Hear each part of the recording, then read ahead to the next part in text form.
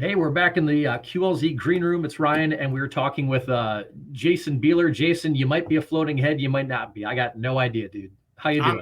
I am not in a green room. I'm in a black void. I love it. You came on right here, and I was like, man, you might be in space. It might be nighttime where you're at. I believe you're in the States somewhere, but you don't have to tell me if you don't want to. I'm like in front of like a George Foreman grill, and I had to just put a tarp in front of it so I looked cool. I love it, man. We're talking with Jason Bieler. Jason, we were talking about the Art of Spotlight. We were talking about a bunch of things before we got rolling on here. I was like, we should probably get recording at some point, but I need to make sure I pronounce all this right. So, Jason Bieler, you have the Baron von Bielski Orchestra. Man, should I send you a prize of some sort? Yes. I named it specifically just to watch people struggle. That's been my favorite thing in all the press stuff. It's like the Baron von Bielski. I'm like, yes, but you nailed it. I tried. I was like, I didn't ask anybody how to pronounce this. I'm like, I'm just gonna go for it, and I should, as a journalism major in college, I probably should have done that. But I figured out how to say your last name, and I figured that's good enough. Yeah, it's good enough. So, well done. Thank you, Jason. So again, man, used to be in Saigon Kick, if that rings a bell for a lot of people. You've got the orchestra you've been doing now for the last couple of years. And I haven't asked this question in a long time because you can find so much out now about bands today, but you did a lot of albums with Saigon Kick. You've done some stuff solo, but how did this idea of an orchestra kind of come together for you? I mean, I had been putting together a bunch of solo stuff and started to do, and then obviously this COVID scenario started a couple of years back. And it just happened to be a time where I was like, I could reach out to my friends that I've, people I really, not just because they're friends, but people that I admire musically. So whether it's Clint Lowry from Seven Dust or Devin Townsend or Bumblefoot or Benji from Skindred or Clay Cook, who's in the Zac Brown band, Butch Walker, but people I've admired and been friends with for a long time. And I figure, I'm going to reach out to like 20 of my buds. I'm going to ask them to play on this record. 2 of them will say yes. and whatever, it'll be fine because everyone will make up excuses. But I think I timed it so the pandemic started perfect. So everyone was so bored. They were like, absolutely, I'll play on a record. So everybody said yes.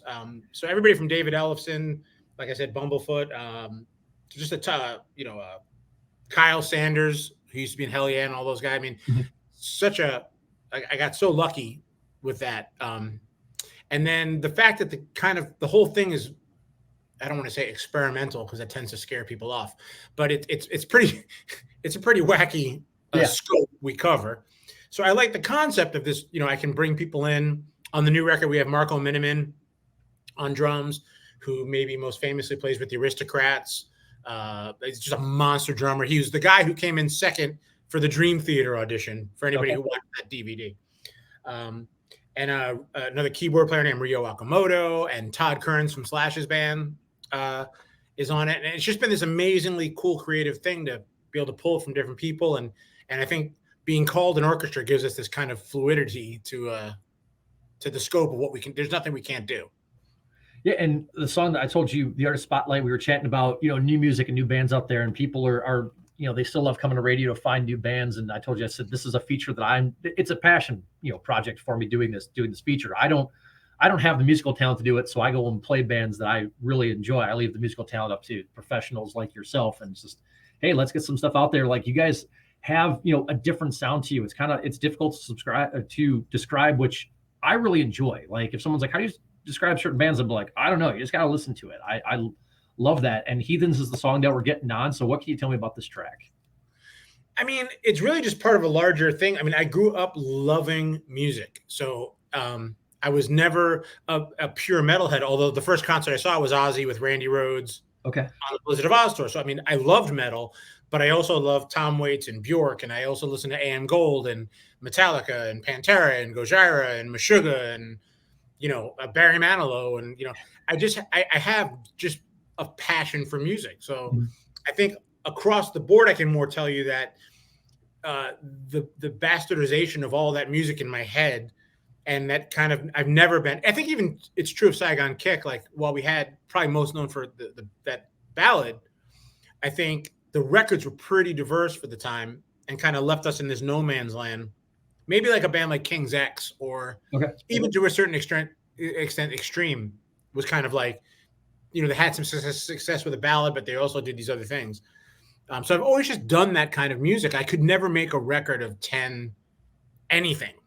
I always felt like I wanted to pursue stuff, and as long as it came from a place of, loving that music, not, hey, look at this circus trick, I can also do polka. I don't think anybody cares, but it comes from a passion for music. And the fun thing is getting to work with the other guys. I find that most of the great musicians that I admire also really just love music. There's just like, it's the real deal. Like either that's great or it's not. And they don't care what it is, as long as it's coming from a cool place. And so that's really the thing we try to make sure we do on the records. And Heathens is just one kind of avenue you can kind of run, a wormhole, if you will, into that world. And what, Postcards from the Asylum?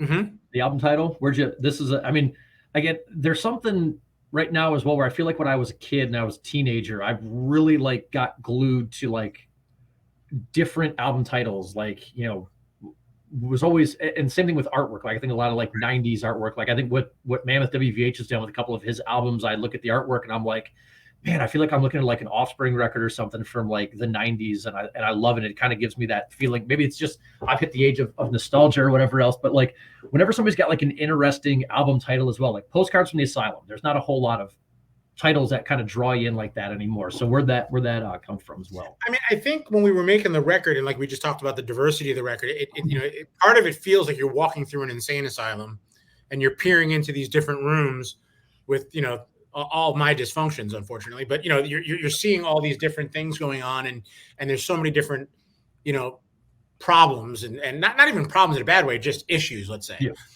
And so it just kind of came, and I've been very fortunate to collaborate with an artist named Robert Merrick, who's done both album covers. They're both double albums, and we did them on vinyl. And they're for those of us who still want that experience, we made sure there's a ton of stuff in the liner notes. And a lot of, Easter egg kind of weird things going on throughout both those records. But I also appreciate, I'm not one of those guys who's like, you got to listen to the whole. I mean, people live in a world now where they don't necessarily always have time for that. And if they just want to dive into one or two songs, I don't begrudge anybody that. But it was important for me to make a record like you just talked about that harkened back to a kindler, gentler time where maybe you would have a couple of hours to sit with some headphones on uninterrupted and listen to a record like The Wall, and when I look back at it, it's like, again, I hate being the guy who's like, it should be like this because that's the best. But man, am I lucky that I had the lifestyle that allowed me to listen to Diary of a Madman in its entirety in headphones, sitting on a bed without constantly being buzzed, bipped, and what's on the feed. And I'm thankful for that. And for the people that still want to do that, we wanted to make that experience there. And again, if you just want to Spotify it or Apple Music it or whatever you do, YouTube it, steal it, stream it, whatever, and you're just into the one or two things at a time, which I totally get, it's there for you too. And I love asking kind of, I'm glad you went into why you want to make the full length record, because I like to do a few interviews a week with bands, and some are like, yeah, we're just gonna do the singles thing. It works for us. And it's interesting finding what works for everybody. And then again, Heathens, the song we're getting on this Friday, the Artist Spotlight, 8:30 in the morning Central Time. And I'm glad you mentioned like Diary of a Madman, and you're talking about Saigon Kick and how you guys made different sounding records. And it's a question I like asking every single person I interview. It used to be a blog post where everybody could write out their thoughts, and it actually turned into a good question to ask during interviews, because I was afraid to throw it on people. But your favorite complete albums of all time, I was like, man, are people going to struggle with this question where there's so many of them? But man, your favorite complete albums, those no skip albums where you put them on and you listen to it all the way through and you don't let anybody touch your radio. It's a great question, and there's a ton of them, obviously. And but I think the interesting, if I can just kind of circumvent that question for a second and go down, it's interesting because I think those types of records have to meet you at the right time in your life. So part of it is the music imprinting on you, and the other part is your life and problems and issues and joys and fears and terrors imprinting on that music at that time.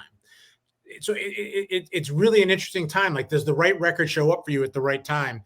Those are the records that tend to be like, you can have a friend and you're like, dude, that record is terrible, but for whatever reason, the girl said yes, the boy said no, they got into college, whatever it was happening. Yeah. And those imprints are also part of what makes those records so special. So going back to your question, I mean, Queen Innuendo, which is everybody who's a fan of Queen always yells at me, but that's my favorite Queen record from top to bottom. And I got to hold Freddie's microphone, and that's not a euphemism, by the way. I actually got to hold the microphone that he sang that record on in Switzerland. But that's a brilliant record to me. The Wall, I mean, by Pink Floyd. But again, it just because at that time I was, in school and everything about it just seemed to speak to me. Diary of Blizzard of Oz by Ozzy was one of those records where I was blown away. A bunch of the Police records were like that for me, like too. Like they're just because it also felt like escapism from. If I was in the Ozzy world and, and slowly becoming a satanic person wreaking havoc upon the land, then I can go to this reggae thing, which kind of cleansed the palate for a minute. And I went to this other world and learned about, these are other kinds of stories and other kinds of things. And then, so all that stuff. I mean, Maiden, Number of the Beast is there, ton of Elvis Costello stuff. I mean, we could go for days. Yeah. So. Yeah, I was like, man, do I ask? There was one band I think out of Pennsylvania. I threw this out. I'm like, you guys be the first people I do it to, because if it works for you, then I can throw this to people like Jacoby Shaddix and Daughtry and people like that, and we'll see how it goes. And it's you're the first person to bring up the where you're at in your life. It's like, I listened. I was I think 13 going on 14 when Linkin Park's Hybrid Theory came out, and I'm an angsty teen, and it's like, man, this guy's yelling shut up, and I'm like, man, this is what I want to yell to people sometimes, but I'm too shy to do it. So I love how you brought that up. You're the first person to do it. Well, I'm a singular genius. I think we went over this in the pre. We did. Okay, I just want to make sure that's no, but I mean, I think that's and that's what's so funny, because everyone's always like, oh, you could re-record your records now, or you could do this, or you could do that. And I'm like, I don't think people are understanding the fact that, obviously for different reasons with Linkin Park, but just using them as an example, even if they were all still alive and they were going to re-record it, it's never going to be what it was for you then. It's never. Yeah. So even if you make a record that's better sounding or better, those records and the way they sound are there's something just so, it just becomes a part of you.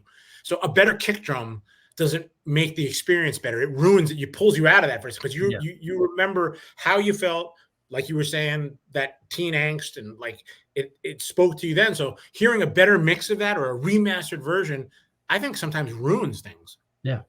And what if the passion when you're singing it isn't the same as when you were 21 and recorded it? And you get into really weird things about that. Like what created your, I was even just seeing my son showed me the other day, like this thing with Steven Tyler where the vibra slap broke during the beginning of Sweet Emotion. I never heard it before. Okay. But if you listen, you'll hear, that famous, brrr, that thing. Okay. He keeps hitting it every once in a while. And on the last hit, you'll hear it go like, brrr, clear as a bell. Like I never heard it before. And he was talking about it. It actually broke while they were doing it. And then he was talking about like they forgot maracas. So like the shaker in Sweet Emotion is a sugar packet on a really cool, like things like that, like are never going to happen again that way. I'm sure like real shakers done properly would sound better, but is it part of the fabric of why that, why does your favorite shirt feel that way? Yeah. Yeah. No, that's cool. I'm glad this is why I love asking this question, because it goes down different avenues. And again, I never knew that. Never knew it was sugar packets and Sweet Emotion. Me neither, but I was like, that's the coolest. That's the stuff that makes things great. Yeah. I learned something today. So my day is done. I've got my one thing I learned today. So I'm it's my gift to the nation, I tell you. Well, we'll be sharing this interview everywhere, all on our website, so everybody around the world can take a listen to it. Jason, again, man, we've got you guys, Jason Bieler and the Baron von Bielski Orchestra. Heathens, the song we're getting on for Friday. The Artist Spotlight, 8:30 in the morning Central Time. What does the rest of this year look like for you? Obviously, the album was released this year. What's it like do you go out on tour? Do you have a touring band with you? Kind of what's the rest of this year look like for you? We're getting a bunch of offers to do a bunch of festivals starting early next year. Okay. Which we're looking to do. I'm doing a bunch of shows with, I'm not sure if you know Jeff Scott Soto, but he's a legendary singer. Heard of him? He started his career singing for Yngwie. He sang for Journey for like 2 years, sings for Trans-Siberian Orchestra. Okay. And has a pretty robust solo career. Him and I do a bunch of shows together too. So we've been going around the country doing that. And just staying busy. And I'm actually about halfway through the next record, which should come out spring of next year. Okay. At some point. Never stops. Never stops. Never stops. Awesome. Well, dude, if people want more info on you, man, social media, keep up with everything. Where can everybody follow you? I'm pretty much Jason Bieler everywhere. Okay. So, Instagram, TikTok, whatever the kids are on, I'll try to find a place to try to reach them. I try to reach out with some kind of new viral dance. When you have a face like this, yeah, you got to use it to your advantage marketing. It seems like a cheap ploy, but hey, man, the beard with the beard. Yep, that's good. I'm gonna go outlaw country any minute now. I'm telling you, only a matter of time. It's coming back apparently. So Jason, dude, again, man, Heathens, the song that we're getting on the Artist Spotlight this Friday. WQLZ, WQLZ.com. You can tune in, dude. I appreciate the time, man. I'm glad we got to save some stuff here for the actual interview for everybody. So dude, thank you. Thank you so much for having me. And more importantly than just me, I think it's the coolest thing ever that you're doing this for music and new bands and old bands. And it's an important missing part of a lot of people's musical upbringing. So to me, I just wanted to say thanks because it's special to see, and I wish you all the best with it. No, I appreciate it. Thank you so much, Jason. We'll talk to you soon, man. Absolutely. Take care, bud.